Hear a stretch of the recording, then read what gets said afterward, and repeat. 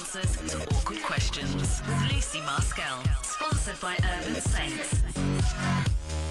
Hello, you are tuned into Premier Gospel Music for Life, and if you're looking for a show that talks about things we don't want to talk about in church, then that's great. You know why? Because that is why Awkward is here. My name is Lucy Maskell, and with your help over the next 2 hours, let's give honest answers to awkward questions. Tonight's episode is called Man Up. That's right, it's called Man Up. We're going to be looking at what is it really like to be a bloke who follows Jesus, and what is masculinity anyway? Is it about barbecuing that alligator you just killed with your bare hands? Is it about living a life that looks like the Inbetweeners new movie coming out? Well, stay tuned to find out more as I introduce my special guest after these songs. Well, that was awkward. Awkward. Honest answers to awkward questions with Lucy Maskell. Sponsored by Urban Saints. Hello, whether you're listening on London DAB radio, online worldwide on premiergospel.org.uk, this is The Awkward Show with yours truly, Lucy Maskell, till 7pm. My special guest tonight is a really cool bloke. He's passionate about introducing guys to Jesus. He's a mission and evangelism apprentice at All Souls Church in Langham Place, North London. And we've been chatting also a lot about the football match that's just taken place in the Premier League. Welcome to the studio, Sam Gibb. Cheers, Lucy. Thank you very much. Great to be here. Great to hear you. Great to hear you too. So, Sam, how do you feel about the Premier League? It's been good. It's been an exciting season. I'm a Newcastle supporter, so it's been incredibly entertaining season for the first half of the season, and absolutely useless second half of the season. Absolutely crumbled, like the second half of today's game against Liverpool. Slightly disappointed that Man City won it. I'd have preferred to see Liverpool win it in the end. Oh, controversial. Well, tweet me at Premier Gospel whether you've been watching the Premier League, or maybe you're watching it right now and just thought I'd put the radio on. Let me know what you think of the Premier League. So Sam, today we're going to talk about manning up, talking about what is it to be a man of God. And I thought it was quite interesting because a few weeks ago, well, probably a few months ago now, I had Naomi Stanton, who was on the show, talking about what it's like to be a female youth worker. So I thought, let's give the baton to the other side, to male youth worker. So it's good to have you. So tell me more about, your role at All Souls. Yeah, so I'm sort of in training there, so there's a number of us who have different roles throughout All Souls. So my role is with Rico Tice doing evangelism, so I do run events, do sort of evangelism in all sorts of ways. Great fun, absolutely love it. So for me it's sort of training, lots of work with young guys, so sort of one-to-one stuff as well, running evangelistic courses and things, so all sorts, absolutely love it. Passionate about particularly introducing guys to Jesus, but just in introducing people to Jesus, so not too fussy when it comes to that, but love guys and passionate about that stuff. So that's awesome. I've been looking at your blog. You've got your blog, so astoldbygibb.tumblr.com. It doesn't get used too much, but occasionally there's stuff on there. It's pretty cool. So guys, if you're online, check the blog out. You can also follow Sam on Twitter at SamGGibb. That's Gibb with 2 B's. I'm going to be tweeting out also a few resources if you are working with guys, or maybe you are a male youth worker yourself and you just want to know more about the subject. And if you listen back to the podcast, I'll put the links there too. Anyway, Sam, so we talked about football. You're not, a bit disappointed about that. What about generally, football teams generally? Do you think men are very passionate about it, that we need to be more passionate? Yeah, I've occasionally had the privilege to go to St James's Park, which is the Newcastle stadium up in Newcastle, and the feel, the buzz of a whole stadium full of thousands of guys and girls singing and screaming for the football is just incredible. So I think blokes can get very passionate about football. In fact, the sermon this morning at All Souls, the guy there was talking about American football and how he gets so much more excited about American football than does anything else, and actually he's quite a sort of standard, quiet, reserved guy, but as soon as the American football's on, he goes absolutely wild. So I think, sport, that kind of the adrenaline of running around and kicking a ball, the adrenaline of seeing your team, whether they're going to win or lose, is sort of, I've heard it's described as sort of the battle adrenaline that we're used to in that sort of environment. So the same thing with football. It just, it's more important, obviously, than life or death. So football can be very exciting. More important than life and death. Woo! Well, I know that football obviously is a unisex thing, but for me personally as a lady who not really, a big fan of football, shout out to any ladies who know what I'm talking about. So yeah, as a lady presenting this show on this topic, I'm going to be honest, I'm a bit of a newbie. So what is it like to be a man? Besides not having boobs, what's it like to be a man? It's great. It's good. I think men are great people. I think men are good at being men and women are good at being women, which is good. My wife is a much better woman than I would be a woman, and I think I'm a better bloke than she would be That's a bloke. good to hear. Which is very good to hear.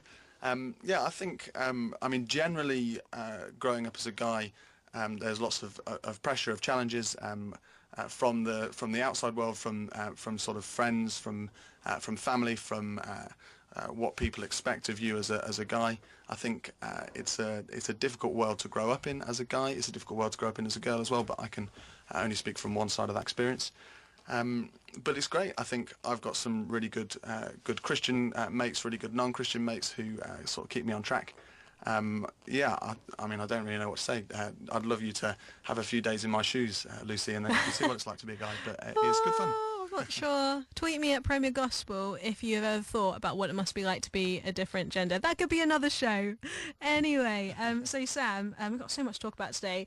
As a guy who follows Jesus, why is there such a confusion of masculinity in this day and age? Like, because I hear all these different stereotypes of if you're a man, you must kill an alligator with your bare hands, like I said before, the few songs. And also, you know, being a man is about maybe pulling as many girls as you can. Like, why is this all this pressure? So I think our culture has just completely delusional ideas as to what a man looks like and what a man acts like. And certainly the church culture takes on some of those that they shouldn't, and ignores some that they should. So I think that the idea, I mean, sex is such a massive drive in our culture, and so the sort of masculine identity in sex becomes a massive thing. So like you say, the sort of pulling as many girls as you can becomes a thing that for young guys is the sort of their aim that they seem to sort of aspire to. Particularly guys not in the church, but that pressure comes along to guys whether they're Christians or not. So I think it's those sort of stereotypes are really negative and have a negative influence on the guys that grow up in this country, and I'm sure in many other countries as well. And we are massively influenced by them. I think there's great and biblical sort of solid differences between girls and guys that we should. Sorry, that's my phone going off. That's fair enough. Carry on. We should. There are some great things and differences between guys and girls that we should celebrate, and I think they're God-given differences. But I think it's when our shape of what a man and a woman is constructed by social sort of constructs. Okay. And those that aren't God-given or biblical, that then means that it's negative. Now there are some things that we should say that, you know, guys are really good at this and girls are really good at that, and that's Yeah. great. But I think there's a lot of negative out there that means that this issue for a lot of people is quite a touchy issue, and it's an issue that I often struggle talking to some people about because of the sort of sensitive issue that it is for many people. So No, stuff. definitely. Like it's a massive topic. Woo, it's a massive topic. I mean, I've already had a few people tweet in already, so I'm just going to read out. Shout out to Alex Hayes as well, Hey, Alex. from Preston. I think that's right. Alex from is, Preston. yeah, I know Alex.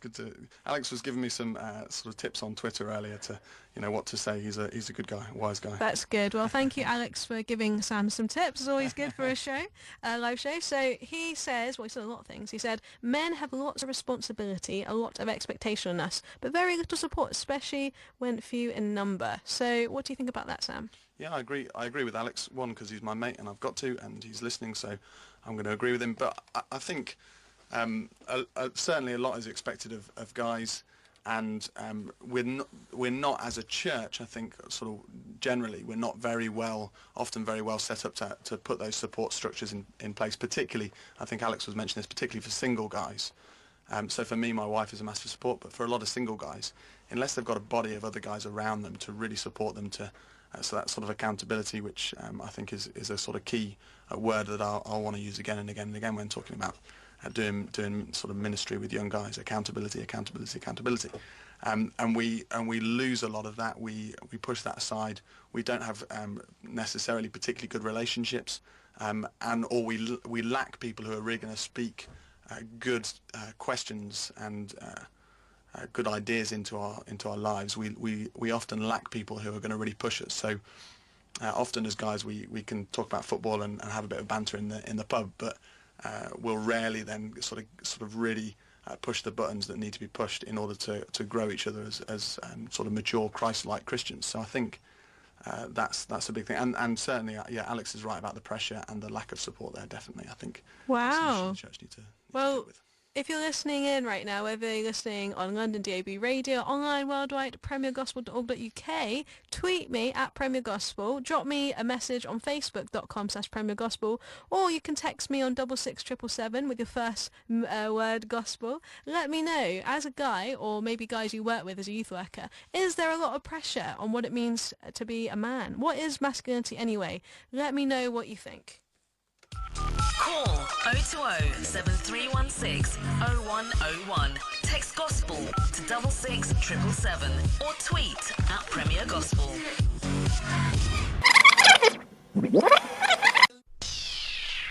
Pornography, self-harm, depression, anorexia, bullying, being gay, university, bulimia, relationships, sex, finding a job, gangs, disability, evangelism. Let's be honest, these are all taboo subjects that we find hard to talk about with our youth groups and generally even in church. So why not tune in to Awkward, the interactive show that gives honest answers to awkward questions, with me, Lucy Maskell, every Sunday from 5 p.m. to 7 p.m, where I'll be bringing you special guests, great music and an awkward discussion. Only on Premier Gospel, Music for Life. Awkward, honest answers to awkward questions with Lucy Maskell, sponsored by Urban Saints. Yep, you just heard my ad there for Awkward, the show that gives honest answers to awkward questions. And you're lucky because tonight we are airing live with yours truly, Lucy Maskell. Hey, I'm here with you till 7 o'clock, and today's topic is all about man up, about being a man that follows God. What does it mean to be masculine, and how do we help young guys come to know Jesus? I've got Sam Gibb from All Souls Church, Langham Place in North London, here with me today to share his experience and his wisdom. So, Sam, hi Sam. Hi, how you doing? Hello. Well, Sam, we talked before the break about how, being a guy can be kind of mixed up, like the definition of being masculine. Tell me more about your experience with guys, at church, outside of church. What do you think it is that we could help guys find out who they are in God? I think we need to engage with guys where they're at. I think that's a massive thing. So if they're in the church, we need to engage with them in the church. But a lot of them are outside of the church. So I think we need to be going out and engaging with guys outside of the church. I think church. I'm massively passionate about getting groups of guys together and doing stuff as guys, whether that's with your own sort of peers. I meet regularly with my mates, and we'll go to the pub and we'll chat, and that's kind of a really good time for us. Or with people who, as a sort of there's many youth leaders I'm sure listening, as a youth leader, meeting up with the younger guys and doing stuff with them. And I think although youth groups where both girls and guys together are great, I think there are times when to step out of that and to go into to time just guys on their own, just girls on their own is really helpful. And a lot of those awkward questions are like the ones that you'll be discussing on the show throughout the time that you do the show. A lot of those awkward questions come up, and there's just that opportunity to engage with them at a level for the guys which you just can't, I don't think, in groups with girls and guys all the time. So I think engaging with the guys where they're at is massive. For me, there's a number of guys who I'm currently sort of meeting with who are a bit younger than me, guys who love Jesus and want to know what it looks like to follow him as a young guy. They're sort of doing GCSEs and stuff at the moment. So we meet, we have food together, we pray together, we chat together, we read the Bible, we get stuck into God's Word together, which is that's always got to be the sort of centre point of what we do. So we do that. And then a lot of it is just their questions. My slightly bumbled answers that don't necessarily make much sense, but we just try and battle with what it looks like in their lives to be a godly man. And I think that just gives them the opportunity to learn to read the Bible for themselves, learn to grapple with what God says about biblical manhood and biblical masculinity. And I think it's just exciting to see them engaging with God's Word, engaging with each other. They're now, they're a really good bunch of friends as well. So I kind of sort of come into that friendship and give a bit of advice and help. But actually they're on their own. They're a really good bunch of friends who going forward will be for the gospel and for each other's relationship with Christ will be massive for their friendship. So it's really exciting to see. So I think engage with guys where they're at really. On their level. Yeah. be things to all people. So I've been looking at your blog as well and the way you've engaged with that. Pretty cool. You've designed some beer mats to do what you call bitter theology, to discuss and debate more about questions of life, about Jesus as well. And you go to a pub, have a pint, and talk about God, really. So tell me more about that. Yes, this stemmed from a couple of things. I mean, it's an idea at the moment that I'm hoping that will come to something. I think I'm involved in a number of sort of evangelistic courses that we run at church, where we encourage people to come into the church. We have a meal, we sit, we have a talk. There's a discussion. For a lot of people, that's exactly where they're at. But I think for lots of people and for lots of guys, then they're not going to step foot into a church, no matter how many times you ask them. And yet you take them into a pub or to a football game or round for a curry, and the discussions that I'll have will just be so engaging, and they'll be aggressive and angry, and they'll fight their corner, and you can debate and discuss. And that's just been my sort of natural way of often doing things with guys who I know, and I think then what I wanted to do is sort of take that idea. Why is it that when and I don't think it's necessarily to do with having lots of drinks and therefore you're more you're guys, more let's just go on a massive night out. Exactly. That's how you do it. So I think it's not going that direction, but just going there's something about the environment of a pub where you can just sit and discuss, and so the intention is you take a bunch of guys to a pub, guys that you already know, so friends. It's not I don't think it's something that the church necessarily run as lots of guys on their own coming, but you and your mates, and you come along, you discuss. The beer mats then have questions on them, so they might have statements. So we've got statements from someone like Richard Dawkins there about how faith is just belief in spite of the lack of evidence. Like blind faith kind of thing. So that's what Dawkins says, that faith is belief in spite of the evidence that's overwhelmingly against. And then you got a quote from someone like C.S. Lewis who says, no, faith is belief in something with the evidence pointing that direction, but not knowing necessarily sort of, I'm not sure the quote exactly, but it's that sort of thing. So and then the idea on the beer mat, it says sort of, which one of these do you agree with? And the intention then is that's just almost a starter for 10 questions. So then the guys can drink, can chat, can debate, and hopefully the Christian guys within that context can bring in the gospel, bring in Jesus in a really clear way. So I don't know, whether it will take off or work, or whether anyone will want to use it, but I think it frees up the discussion. It enables guys to have those conversations, and it just does that in a neutral place. Yeah, like you said, it's not in a church building where it's be quite scary for people who've never been in one, or bad memories. Yeah. But you said in a pub, it's a neutral place where people can have a pint and chat about maybe deep things in life. Absolutely. Yeah, so I was at an event a while back where they had it was a butcher and beer event that a church were putting on, and it was amazing. And the great thing was the guy who was doing the butchering, and so he sort of got his sort of I think it was a large pig that he got in, and he sort of cut it up and he talked people through the different chunks of meat. And the blokes were there having beer, and then Rico was doing a talk afterwards. And the guy who was doing the butchering was not a Christian guy, was a really great guy, but it was just hilarious, and the way that he was talking, and it was very much his patch, and it was very much sort of pub based, so all the guys who had been brought in by their Christian friends would have felt completely at home. Absolutely. Wasn't weird or anything. It wasn't Christian-y, it wasn't weird, it wasn't uncomfortable, and I'm not saying all Christian events are weird and just uncomfortable, some of them, but some of them are, we have to admit, and it was just on their patch. So then when Rico came in and did the talk, it was that they were comfortable, they were on their patch. Yeah. And I think that there's something in that where we go, let's take, and I think this is what evangelists throughout centuries have done.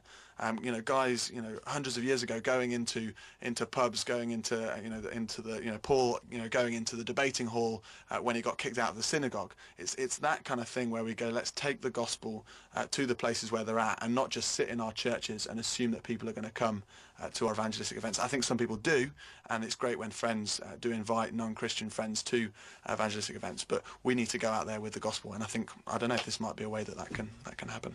Wow, I think that's a really cool, fresh new way, actually. Just like you said, go to a place where people feel comfortable. You're starting where they are rather than assuming, hey, come to me. I think that's awesome. Also, right, as a guy, okay, like I've read all these different things about what it's like to be a guy, because I don't know.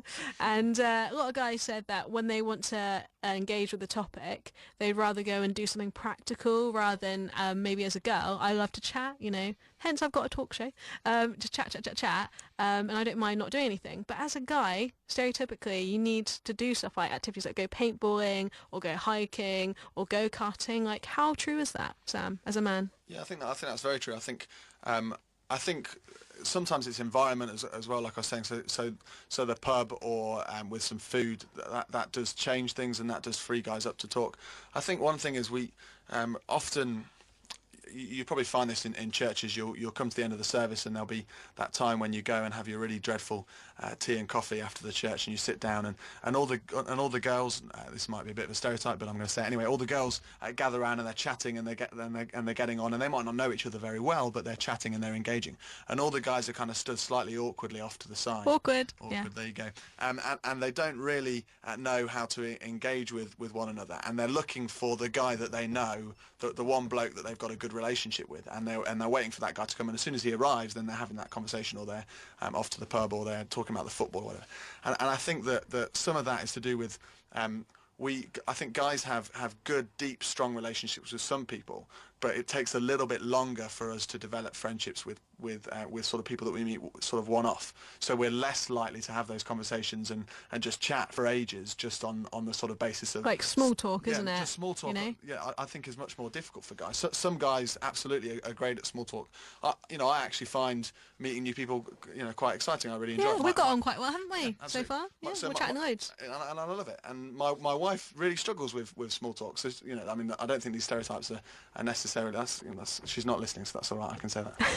Well, she'll be listening back on this podcast. But anyway, that's true. Okay. Thank you for that. I think that's quite interesting. Let me know on the Twitter, on the Facebook. Let me know if you're here. Let me know what you thought of the Premier League with Man City beating West Ham. It's going to be a bit of an awkward tweets back at Premier Gospel. Also, let me know what you think of our conversation about being a man and generally what it's like to interact with other people, and whether you find church, manly, because like we said, it can be quite stereotyped, but also can be some good ways like meat and beer and apologetics. So let me know. Tweet me at Premier Gospel. You can also drop a message on the Facebook page, facebook.com/Premier Gospel.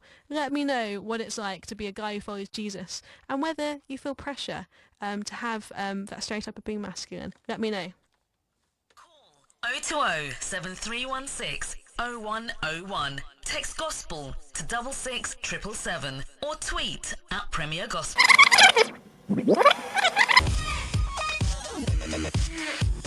Welcome back to Awkward, the show that gives honest answers to awkward questions. You just listened to Be My Escape by Reliant K, classic track there. I've got Sam Gibb in the studio all the way from All Souls Church, Langham Place, London, and we've been having a great chat about what it means to be a man who follows God and actually what guys need to kind of, follow Jesus, like what makes them want to follow Jesus. So, Sam, I've been looking at all the different kind of Bible verses on this. I know there's one you've got, which is your favourite. It's Titus, isn't it? Titus? Yeah, so Titus, sort of chapter 2, that whole chunk, I just think is a sort of brilliant chunk of, particularly with engaging different people in the church with the gospel. So and I love that sort of 6 to 11 is the chunk that I have on my sort of Twitter, and so that's mine. Cool. I will read it out now for those who maybe don't have a Bible with them at the moment. So Titus chapter 2 verse 6, I've just put to 8. So it says, similarly, encourage the young men to be self-controlled. This is Paul speaking. In everything, set them an example by doing what is good in your teaching. Show integrity, seriousness, and soundness of speech that cannot be condemned, so that those who oppose you may be ashamed because they have nothing bad to say about us. So Sam, as a dude, why is that such an important verse for you in discipling young men? So I think there's stuff on the example. I think so that's massive. So setting an example in everything, and I think that one of the key ways that we as slightly older guys, and then I'm passionate about older guys in their sort of 20s, 30s, and plus. Engaging with younger guys and setting them an example, which is what Titus, which is what Paul is saying to Titus to do. So in his lifestyle, in the way that he lives but then also in the teaching. So you don't neglect the teaching because of the lifestyle. You don't neglect the lifestyle because of the teaching. Yeah. Which is really key. I think that the other thing, I mean, the whole context of what Paul is saying is he's equipping Titus to do Christ-like ministry and minister to different people in different ways. And I think it's one of the things that's been perhaps a bit controversial recently is this, and I know that you probably spoke to Naomi about this when she was in on the show, the young men and the young men and young women stuff and the older women. But I think Paul does this really, really wisely. So he encourages Titus the way to teach the younger women is actually to teach the older women, who will then in turn teach the younger women. So he realizes that actually his role is he can teach the older women, and then they will then in their Christ-likeness teach the younger women. But then he engages himself with the younger guys, and I think that's quite interesting as well. And then there's that kind of, what is that based on? Because a lot of that sort of 6 to 8 can look like legalism, but what is it based on? And that's when sort of verse 11 comes in, which I think is key, is this is based on the grace of God. So this is not do these things and therefore you'll be right with God. Yeah. But this is what he has done. So verse 11 gives the reason for what Paul is saying. So for the grace of God has appeared that offers salvation to all people. It teaches us to say no to ungodliness and worldly passions. So why is it that guys can live lives that are Christ-like? When I'm speaking to the guys who are going through tough stuff, who are at school, who are going to parties and trying to live Christian lives, but in that culture, what is it that gives them the power? It's not that they're going to have to keep making the decision. Okay, I'm going to live like this. I'm going to say no to that. I'm going to say yes to that on their own. But actually, it's the grace of God that not only makes it okay when they mess up, but also gives them the power, equips them to live lives and to say no to ungodliness. So there's that basis as well. I think we can turn stuff into legalism so often. I know that I was certainly guilty of that as a young guy. And also when I started doing stuff with other young guys, it was almost, this is the way to live. Because you want to have accountability, didn't you? But you wanted to make sure it was strong. Absolutely. So how as a youth worker then, can we make sure that we're not legalistic but also accountable? Yeah, I think it seems silly, but just hamming on about grace all the time. So grace doesn't neglect the law. It doesn't say these things aren't right and these things aren't wrong. It doesn't say do whatever you want because of grace. And Paul does that quite clearly himself in Romans, when he sort of takes that on as a sort of whole chunk. But so grace doesn't mean we don't look at the way to live and the right and the wrong, but it does mean when we mess up that God forgives. And I think that forgiveness is something that often young people don't fully understand. They feel massive guilt for the mistakes that they've made, and their response to that is often, I've made those mistakes, I can't do that again, I need to be better at living like this. So they try and change behaviour rather than change their mindset to be more Christ-like. And I think youth workers can just love the kids, forgive the kids, and show that in themselves. So I think we need to be better at acknowledging that we're massively sinful ourselves. Yeah, not until we know it all, right? Exactly, yeah. So I can just look at my own life and speak to the guys that I meet with and say, look, this is something that I've messed up on in the past, or I'm currently doing, or I'm struggling with at the moment, and then how grace has been at work in my life and changed that. I think, but I mean, when it's one of those things about the Christian faith is grace is there from the start, but is the one thing that you can just never talk enough about, and just comes back and back and back, and is just kind of the line throughout the whole of the gospel from the Old Testament through to the New Testament. God is no different in the Old Testament, no different in the New Testament. He is a God of grace throughout, which is just phenomenal. Definitely. I think, like you said, there's all these pressures on guys to be a certain way of being masculine, that if we show grace, like you said, not like excusing things, but actually saying, you know what, I mess up too, that humility and that passion really shines through. So I've got some statistics that I read from Christian Vision for Men website. You should check that out. I think it's cvm.org.uk. They're great. They're the leading charity on how to reach out to guys, in the church. So they said on their website, in the church, there is on average a 60% women to 40% men ratio. So basically there's more ladies. And today in the UK, men take on average 5 years to come to Christ from the point of first hearing the gospel. This is generally guys, all ages. Billy Graham said that a man needs to hear the gospel about 30 times before they commit their lives to Jesus. And then this is a really interesting statistic. If you lead a child to Christ, the website says, 3% of the time families will follow and come to Jesus too. If you lead a mum to Christ, a lady, 17% will come to Christ. But if you lead the father, the guy, to Jesus, 93% of the time the family follows. What do you think, Sam, of that? That sound, something you've heard of before? Yeah, I mean, I've heard those statistics. I mean, I've had a lot to do with the guys at CVM. They're, quality bunch of people, and I think get a lot of stick sometimes for sort of overly making sort of Christianity a sort of masculine thing and engaging with guys in that way. But I think we need guys doing what CVM do to engage with guys of that sort. And I got no reason to doubt those statistics. They're statistics, and you've always got different statistics that will say slightly different things, and people can fight about the ins and outs of that. But it's definitely true that there are that in a lot of churches that there is more women than men, and I don't want to say on its own that that's a problem. I don't want to say that there should be more men than women, but I think that if there are less men than women, we need to be good at encouraging men to come in the church and need to engage with why that might be an issue, and I think that's what CVM do brilliantly. In terms of it's not surprising, I don't think, that if you bring a father to faith, that the parents, that the rest of the family will follow. I don't think that should be surprising. I don't think there will always be examples where that's not the case. But I think the church is full of families who one parent or the other is not a Christian. Sometimes that's because the parent has come to faith and the other hasn't. Sometimes that's all sorts of reasons for that. The loss of faith in some senses. But I certainly know for young guys, your dad is a massive role model. For me, my dad is one of the main reasons that I'm still a Christian now. His example to me as a godly guy was massive, and I'm really grateful for that. And I can't imagine how tough it would have been if my mum was a Christian and my dad wasn't. Yeah. To make those decisions, when I got to that age. I remember a football coach saying to me when I was about 12 or 13, because I wasn't playing football on a Sunday morning, and that was a big pressure, and I was quite good, and they wanted me to play more, and I wanted to play more. And he said, when are you going to be old enough to choose not to go to church so that you can come and play on a Sunday morning? Oh, it's harsh. Exactly, and his automatic thought was that when I got to that age, I would automatically choose football above faith, which was really interesting.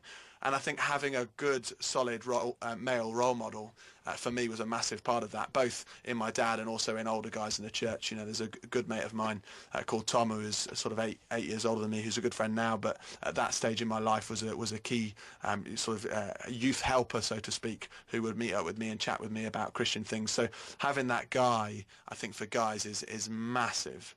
Having a guy that you go, actually, here's a bloke who's following Jesus. Here's a guy who actually is quite cool, is a good guy. Whether that's your dad, often it's not the cool guy if it's your dad, but it's the guy that you look up to and you think, oh, I want to be like him. He Absolutely. is a proper bloke. So Yeah. I think we can't underestimate the male role model thing. I think Titus and Paul don't underestimate the male role model. Interestingly, I think it's Timothy whose role model is his mum and his grandma who taught him the Yeah. gospel. So I don't Lois and Eunice, wasn't it? Yeah. So it's not as clear cut always, but I think there's definitely something in that the male role model is a massive thing. So yeah, I think that the work that CVM are doing, their camp, the gathering, is just a brilliant. I went to the gathering for my stag do, which it's a Christian men's sort of weekend where there's a worship tent and a talks tent and then a beer tent. So they're sort of merging these great so manly cultures together, and they just do stuff really well. So I was able to bring a bunch of guys who weren't Christians as well as a bunch of guys who were, and it was a really good opportunity. So the work that CVM are doing, taking the gospel out from the church into the world of blokes, but also engaging churches with blokes is massive. And I think they, Cole Beach and the guys there are just top-notch guys. Yeah, shout out to CVM as well. You guys are awesome. So also, Sam, we're talking about male role models, etc. There's a lot of, there's a big issue, that could be another show, about the whole fatherlessness thing, about how a lot of guys nowadays, they don't grow up with a guy, as a role model model, whether it's a father, their father's absent, or maybe just don't have a lot of Christian guys in their life. How do you think we can address this, in today's, the church? Like you said, there's more women in the church. Is it because we're just not doing enough, or is it something else? Yeah, I think in some ways we're not doing enough. I mean, there's not enough people in the church, so we're not doing enough. I think we need to be better at our evangelism as a church. We need to be better at reaching out. We need to be better at keeping guys in. So I know of loads of guys who have grown up in the church and just slowly left because and I'm sure it's the same with girls, but certainly the guys that I know have just left because they've just become unengaged with what's going on. They're not passionate about the preaching and the teaching. Yeah. They've never had anyone really sort of grapple with stuff with them, their own. They've been assumed that because they're good Christian kids from a good Christian family, that they're just going to naturally follow. And I think that's just not the case. So I think we need to be active in our engagement with them. So I think, and I'd harp on about this until the cows come home, but I think having guys who will actively take time out of their busy working lives, and I think somewhere like London, that's a massive thing, to get guys take time out of their busy working lives to engage with these younger guys and actually keep the guys that are already in the church is a massive step. And then just, any way that we can be equipping guys to be reaching out to other guys. I think there are certain things that we can do with the sort of practicalities of the church that will make a difference. Like what? Like what can we do? I think that sometimes, I mean, I think that the singing love songs is something that gets spoken about a lot. Jesus is my boyfriend. Is that what you mean? Have you thought about a recording contract there? Well, this is the first step, isn't it? Doing Premier Gospel. I'm halfway there. Anyone wants to sign me, you know where to tweet me. Anyway, with the, Jesus is my boyfriend worship songs, there is a lot of, again, stereotyping and a lot of assumption. Do you think there is an over-feminized culture in the church, where that's with our youth work and generally within Christianity? That's why a lot of guys are like, oh, I don't really want to be involved in church. I want to be careful. I think yes and no. I think, which is perfect sitting on the fence. Yes, be a no, be no, Sam. What are you talking about? So I think that I think in some senses we do. I don't think. I think it's not fair to say guys don't sing. All you need to do is go to a football match and you realise guys do sing and they love singing.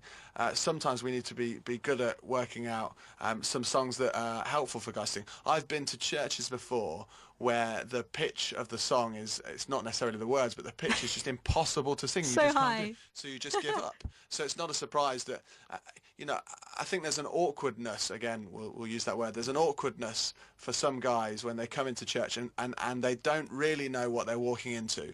And suddenly people are standing up and singing and then sitting down. That's not something they're used to. I think we can give guys and girls, I think, places where they can come in and they can just sit at the back and they can just watch. There's no pressure. There's no pressure. I think, I think discussions and debates are massive for guys. So enabling places within the church for guys to throw around questions and just discuss and debate. I think we need to be preaching God's words. That's massive, and I think guys will, we got to believe that the word of God will convict these guys. So there's lots that we can do. I've certainly not got all the answers, but I think there's a lot that we can do.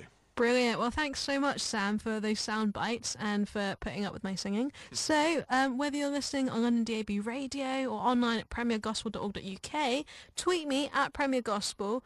Let me know, do you think, as youth workers, we have a problem within the church of it being over-feminized, and that's why it's hard to reach out to guys and to actually help them stay in church? Or do you think the opposite? Do you think the church is doing a pretty good job of reaching out to young men? Let me know. Tweet me at Premier Gospel with the message. I'll give you a Sunday shout out. Or facebook.com/Premier Gospel. See you after this. Honest answers to awkward questions. Lucy Maskell. Sponsored by Urban Saints. Yep, you're listening to Premier Gospel Music for Life, and this is yours truly, Lucy Maskell, here with you till 7 o'clock for Awkward. So, Sam, we've been chatting loads about, reaching out to young guys. We're talking about in the pub, we're talking about football, we've talked a lot about also the stereotypes as well. Tell me more a bit about your story, though, because I know a lot of people maybe haven't heard of, who you are and what you do. Tell me, have you always had the passion to reach out to young guys from an early age?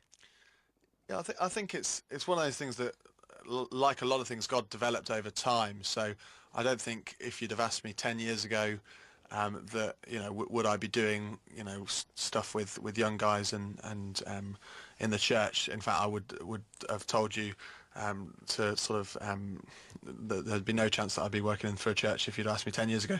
I became a Christian when I was 12 at a youth camp, and then, like a lot of guys over the period of a few years, was trying to work out what it meant to live as a Christian and be a kind of kid in school and doing GCSEs and A-levels and things. And then when I got to about 17, 18, started leading in the youth camp that I'd been involved in as a kid, and doing some talks there and getting more involved in that. And I noticed that a lot of young guys were coming to faith at youth camps and then coming back into the church, whether that was the church that I was involved in or other churches, and sort of drifting away quite quickly. And there was nothing really to sort of for them to get involved in. So I started sort of running a lads group just off the back of what else is there for these guys. And that was kind of the start of it. I then went off to university in York. Got involved in the CU there, almost accidentally. Wanted to play football and get involved in the church. Had no interest in getting involved in the CU, but that was a bit of an accident. I ended up being involved in the CU and started doing more stuff with guys. So we had a separate group for the guys in the CU, which was great. We used to do these things. I think this is a Carl Beach and CVM thing called a scrum down. So at the end of the sessions, we used to get the guys all together, get an object in the middle, and we'd have a guy doing a little bit of a talk about how to treat women based on the way that he treated his shoes, that sort of thing. That's if awesome. I treat my shoes like this and polish them and look after them, and yet I treat women like rubbish, then I obviously think more about my shoes than I think about women. And and then we do a bit of a and it was that kind of thing. And that sort of sculpted a really sort of healthy, I think, model within the CU of guys who are passionate about Jesus, whereas often the guys, I think, in CUs, I think in churches at that sort of age, sort of drift off and disappear off. And I think we created a great culture there. God created a great culture, and I was just privileged to be part of that. And I'm good friends with some guys who were involved in that still now. So that was sort of, and then coming down to London off the back of that, and got married to my beautiful wife in August. Shout out to Mrs. Gibb. Mrs. Gibb, indeed. Yeah, that used to be my mum. It's now my wife. That's quite scary. Awkward. Yeah, awkward. Moving on. Yeah. Wow, that's awesome. Your journey's been crazy. So now, again, you are an apprentice at All Souls Church in Langham Langham Place in London, reaching out to guys. So tell me more about, your other involvements, because you do so much. And it's like, how do you have time to do, just chill out? You also write for Sorted magazine, right? Which is the #1 wholesome magazine for men, set up by like Steve Legg and all that lot, right? That's right. Yeah. Awesome magazine. I mean, if the listeners haven't picked it up yet, make sure you do. And actually, whether you're a girl or a guy, pick it up, because it's a great magazine on its own. And I'm not saying that because they're paying me. I just think it's a great Product thing placement for us to do. It's just a brilliant magazine, and I think evangelistically as a tool, it's great. It can be put in sort of cafes. So I've often found. Walked into cafes and just seen it sort of lying there because someone's dropped it off, or Steve Legg has managed to sort of get into a particular cafe. It's on sale in WH Smith alongside your Nuts and your No Longer Nuts, because that's no longer existing, Zoo which and is all great. that. Yeah. Praise the Lord. So all these other magazines that with their and like we're saying about masculinity, with their dreadful views on what it means to be a man, and then Sorted stands next to them as this real good example of what biblical masculinity looks like. So I'm involved in writing for that. I try to write stuff that's evangelistic often. So You wrote something on In-Betweeners, didn't you? I read that. It's on your blog. That was my first article. It's still quite That good. was my first article for them. That shows how rarely I update that blog. That was about 6 years ago. It was not quite that long ago.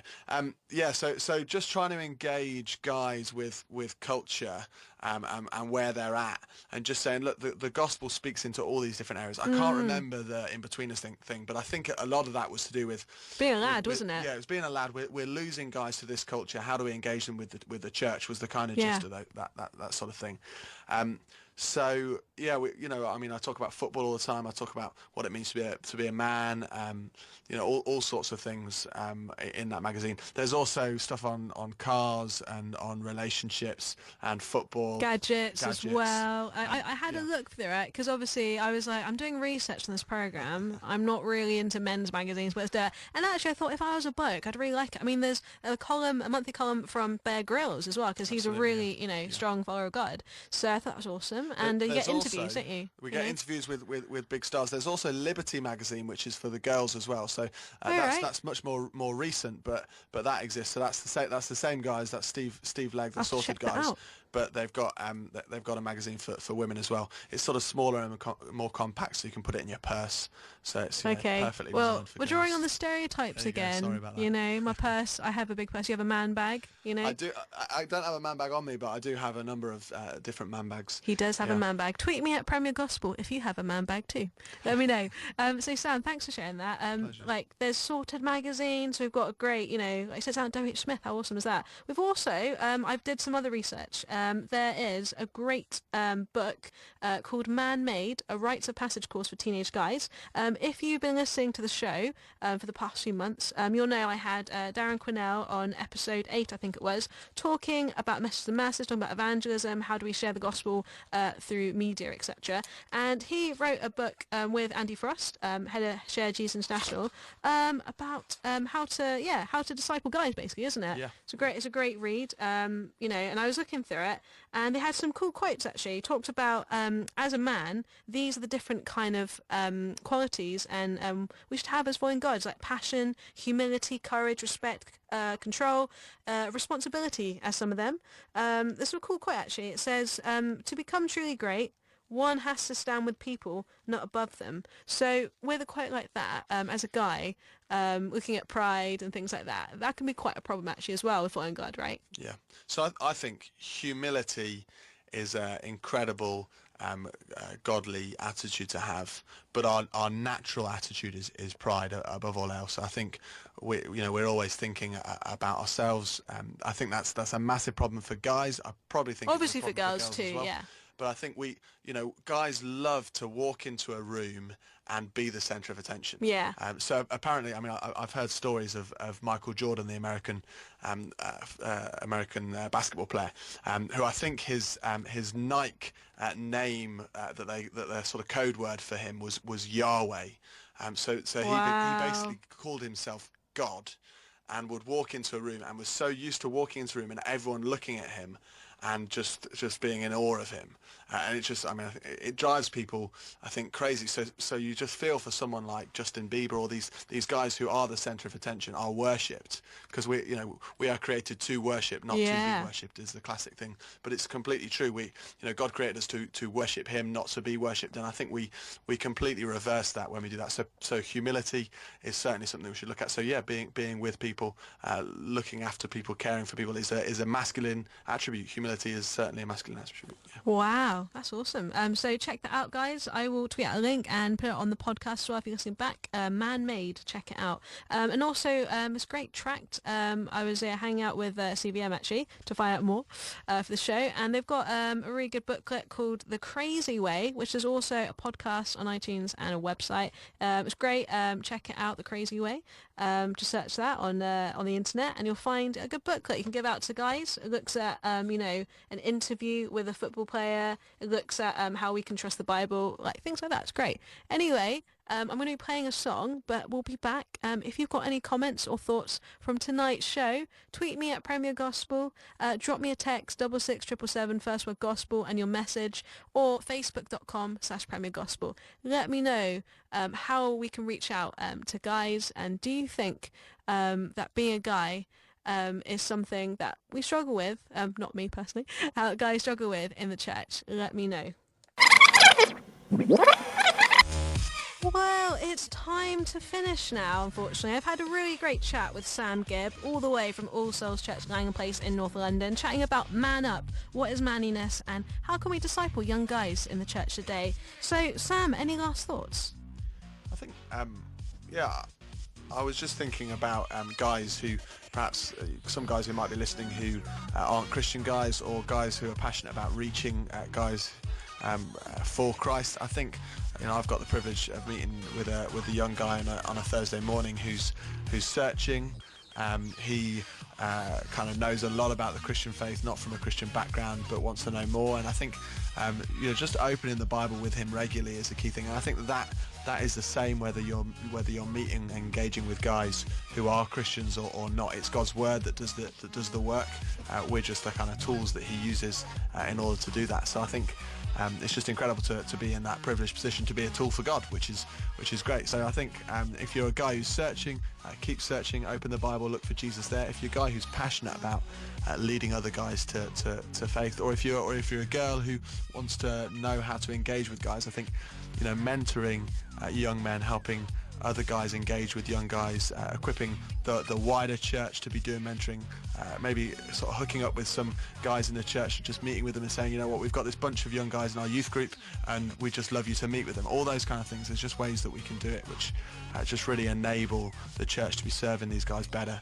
I just think and pray, just keep praying for the young guys in our church. We really are praying for a movement of young men across the church, across the UK, across the world to be standing up for Jesus. And I think that if that is something that is at the centre of our prayers, then the state of the church in this country will be significantly different. Wow. So be praying and be opening the Bible with these young guys. That would be my sort of final few things to say, I think. Brilliant. Well, thank you so much, Sam, for coming all the way from North London, joining me today in the studio. It's been great having you, and I've got some really interesting insights actually. Next time I'm spending time with young guys in a youth group situation, I've got some cool tips. So how can we get in contact with you if we want to get in contact with you? So I'm on Twitter, which is probably the easiest way. So I'm at Sam G Gibb. So there's two G's in the middle and two B's at the end.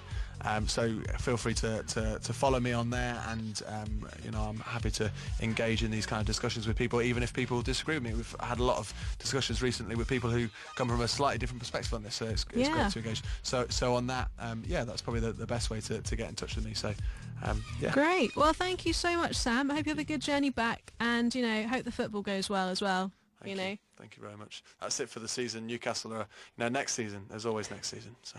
Yeah, well, we can dream. Anyway, stay tuned, guys. I'll be back after the song, so don't go away. Wow, it's been such a cool show, isn't it, today? I've really enjoyed it. Man Up with Sam Gibb from All Souls Church in London. It's been great. Well, if you've just tuned in and missed the show, where have you been? You can listen back to the official Awkward podcast on premiergospel.org.uk/awkward, or just follow at Premier Gospel for more updates. Anyway, I wanted to let you know what next week's show is about. It's going to be pretty awkward. So next week's show, I have Paul Robinson from Triple X Church, the #1 Christian porn site. Check out triplexchurch.com, and we're going to be talking about pornography, so that's going to be quite awkward. So don't miss Awkward every Sunday 5 to 7 p.m. only on Premier Gospel.